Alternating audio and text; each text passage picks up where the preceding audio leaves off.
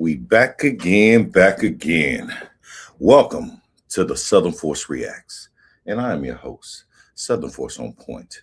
For those of you who are new to my channel, please like, comment, subscribe to the channel. I appreciate the love. I appreciate the support.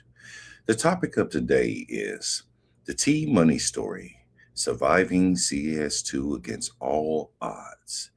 Man, took me back down to memory lane down Cloud Monsters, right? And of course, through Clubhouse. So came across this, and because there is another part to this that I will be putting out sometime later this week. But without further ado, let's go ahead and get to the content, shall we?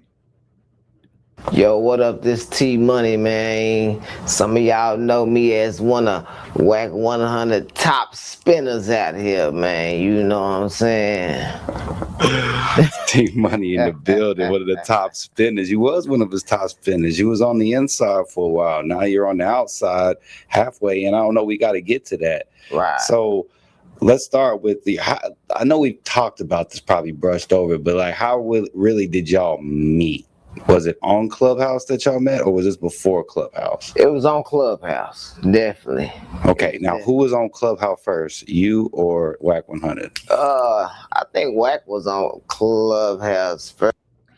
For those who don't know, Clubhouse was formed around like 2018, 2019. I came on their business networking on one side, and then about time I hit 2021, I stumbled over to this content side, and that's where I met T. Let's go. First, if I'm not mistaken, but I don't know exactly, because just because we wasn't in the same spaces don't mean we wasn't on there at the same time. Nah, that's true. Because, you know, they initially started off with invites. So it was only exclusive to invites only. And I got my invite from J Prince Jr. Okay. So that's when I got on there. Ah, that explains why Whack won. Nasty work. Now, you heard T say, I got invited by J Prince Jr. So by the time Whack got to, know Tee Muney, he found out who he got invited by. So he already knew he had access to the J Prince family. But this is nasty work. Let's go. 100 wanted you to run a play for him, right? For J Prince and the Prince family. He already knew what it was, because you was already tapped in, already had some, dealings with him and all that good stuff. So that's why. You see what he said? He already knew what it was. Now, we who was on that platform, the original Cloud Monsters, we already knew what was going on. Some of us did. Some of us didn't. It was kind of weird because we were like, man, why he so adamant about coming for J Prince and J Prince Jr.? It was crazy, but we're going to let Tee Muney explain a little bit more. Let's go. He wanted, and then we know what that can entail out here in Texas, so Whack, you on your own for that one. How did he get introduced to Clubhouse? Did he just hear about it like everybody else, and then he just went and got an invite, or how did that work? Or did he hear it was popping and was like... K-Slay got him on Clubhouse. Okay. Because, at first, during the COVID and all that, it was a lot of celebrities on Clubhouse. So, they was on there doing their thing, and you know how the celebrities with the egos act, you know what I'm saying, and you know how they do. But the antidote was Whack, because he knew a lot of them, and he knew the type of things they done been through, and all of that.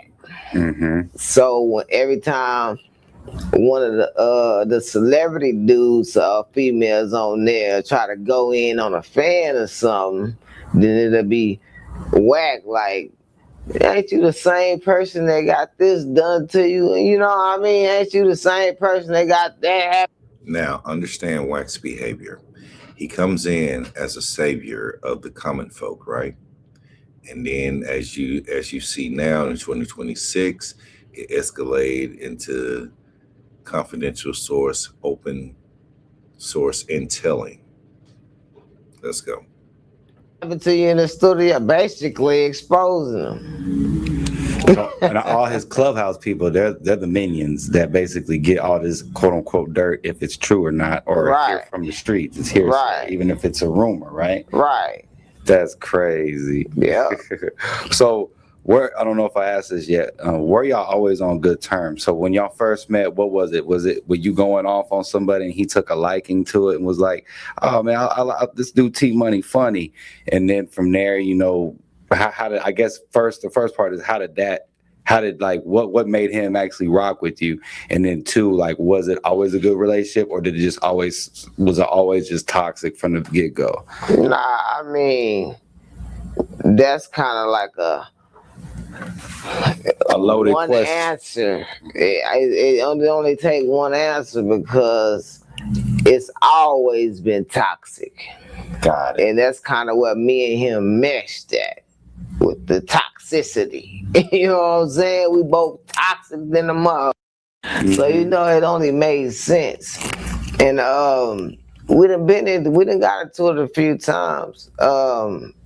A lot of times it never had nothing to do directly with us that led us to get into it. But one time it did.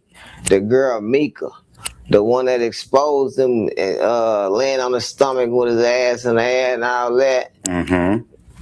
Oh, T, this is nasty work. That boy doing tummy time with his ass in the air is diabolical. Let's go. Infamous Mika. Ain't Mika. So she was on there one day and she was calling some female a monkey or something. It just sounded crazy, right? So I just called it out. I was calling a spade. So at the time, I didn't know her and Wack was dealing with each other on no type of level. So when I go up in Wack room and she see me, she like, Wack, there go that Tee Muney nigga right there that was saying this and saying that. So we clashed right there. That was our first little clash right there. We got into it right there all the time. You see what I'm saying? He pretends to be the savior of the common folks. So Mika was his first endeavor as we call bodies on Clubhouse. You understand me? But we'll travel down that rabbit hole later. But let's go. Off the back, right there. But I know many of you think I'm AI. I'm not AI, Southern but this Forces is AI. in the building. Maybe in the future I'll get to work less. we got past that, you know what I mean? And it was many more to come. We done got into it several times. Like I say, most of the time, it really didn't have nothing to do directly with me and him.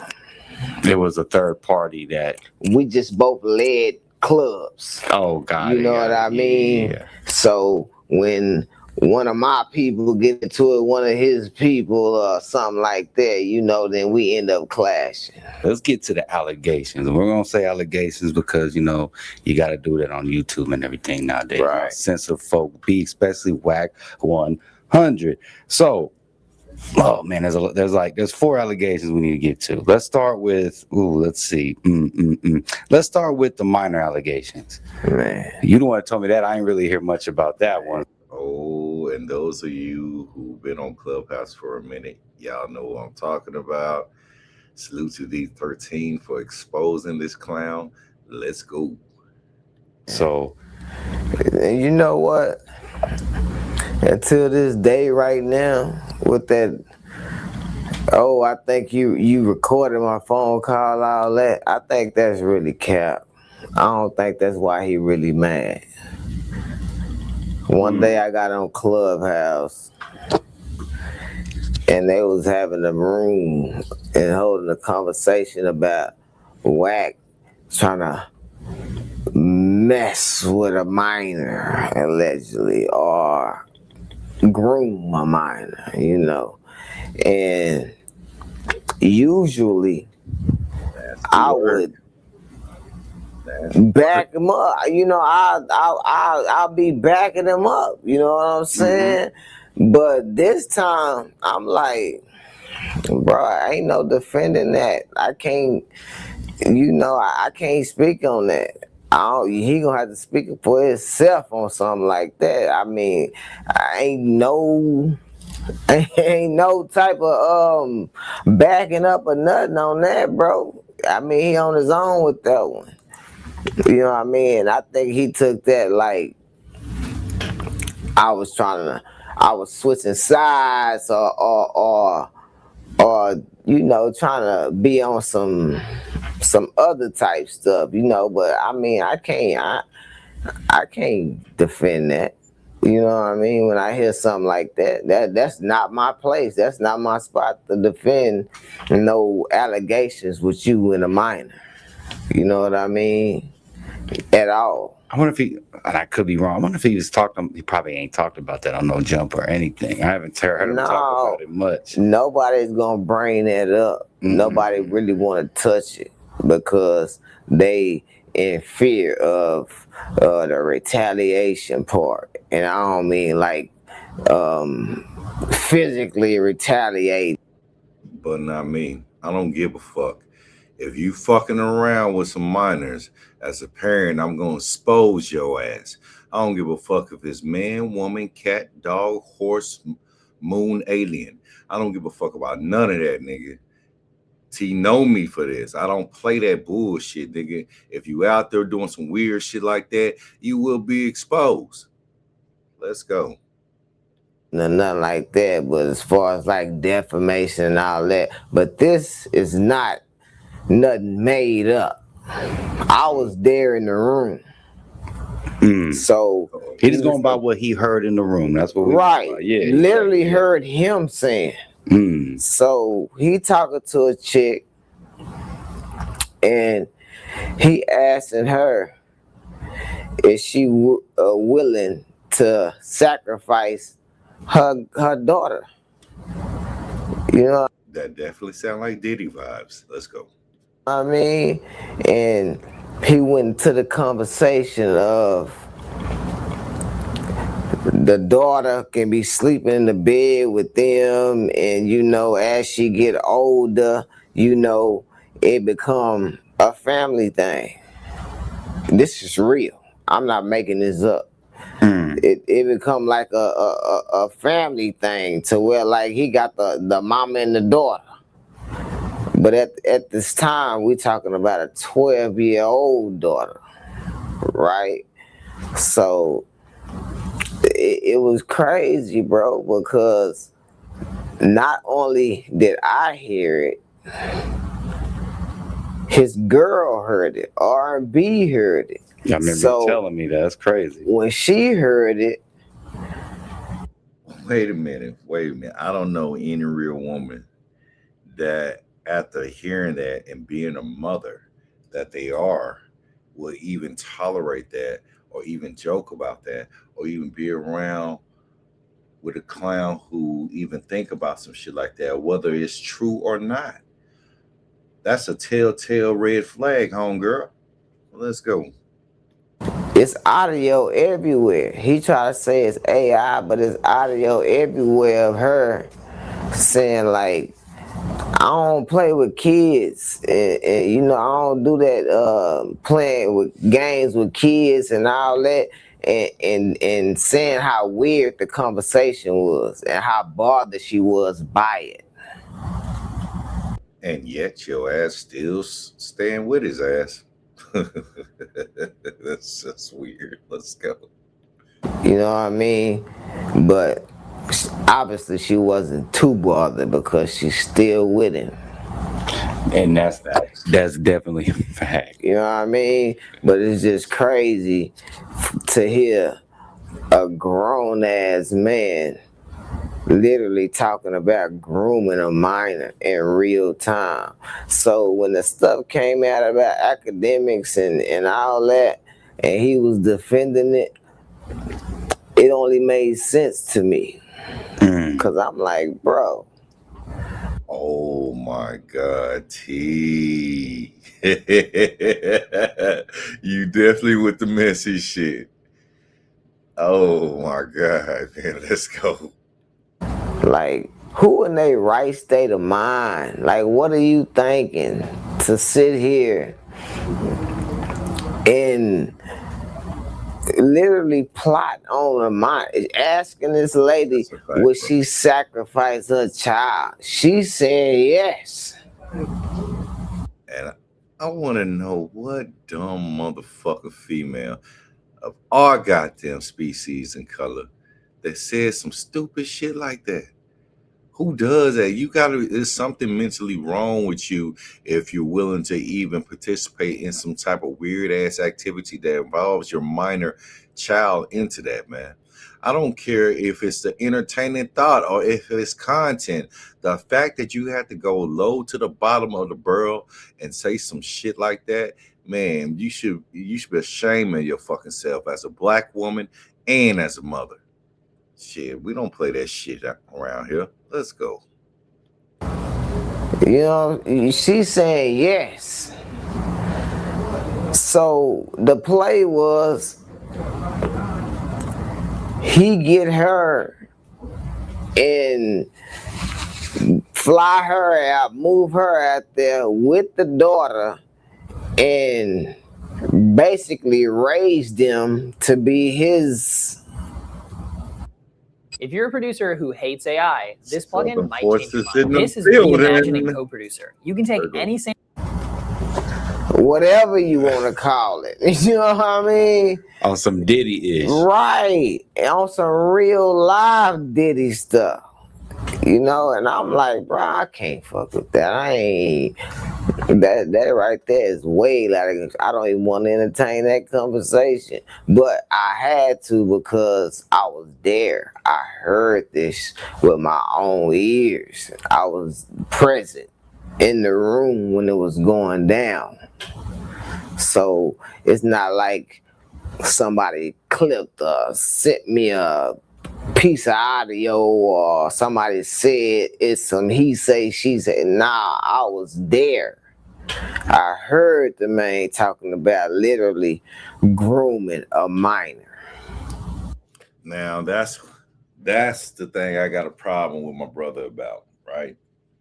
Now you knew he was on some of this weird time, right? We could have been exposed this Negro long fucking time ago, bro. Because we both parents, right? And we teach our kids, how to respect each other, respect one another, respect themselves, most importantly. Also, we protect our children, right? So with scum like that surfacing the earth, and with the Epstein stuff, fast forwarding what's going on today, I want to ask T something. Don't you think that it was your civil duty as a person of color and as a parent to expose this clown for the Diddy vibe pushing verbiage that he does? But we'll put a pin in that later. Let's go. In real life. That's crazy. And it kind of it messed me up because like I really looked at him really different after that, bro. I'm like, is this man serious? Like, what is he really on? Grooming a minor in real life. And then he said it ain't illegal because he not doing nothing with her. He not trying to be not trying to have no type of intercourse with her or nothing. He trying to raise her up to she of age. Then introduce, it was a crazy conversation. That's bigger than some Diddy vibes. That's some Epstein Island shit, man. What the fuck am I hearing? This is crazy, and it's confirmed on both sides, on here and on Clubhouse. Nasty work. Let's go. And R&B heard this. She was hot. You know, the women, they conversate with each other. But, they disloyal too. So they record each other phone calls and all that. So they got the phone calls of R&B, like, tripped out about it. Like, man, I ain't playing with no people kids. This is crazy. And this is sick. Like, she was like going in. Speaking, I don't even know. Like that. That's one of the craziest allegations. That is wild. Here's a. All right, that's all we're gonna do for today, man. For those of y'all not aware, go ahead and check out Papa Austin Media and check out the rest of that out. I'm gonna break it down, and I'm going to bring part 2 of this segment. So, yeah, this is nasty work, man. I don't even want to hear no more as a parent. I'm gonna get up out of here, man. Shit, bro. I'm kind of disgusted, bro. Now, mind you, everything that T says is true except the fact of the age difference. He thought that the minor was 12, and it wasn't. The minor was 8, turning 9. Probably about to turn 10 this year. So it was disgusting. It was distasteful.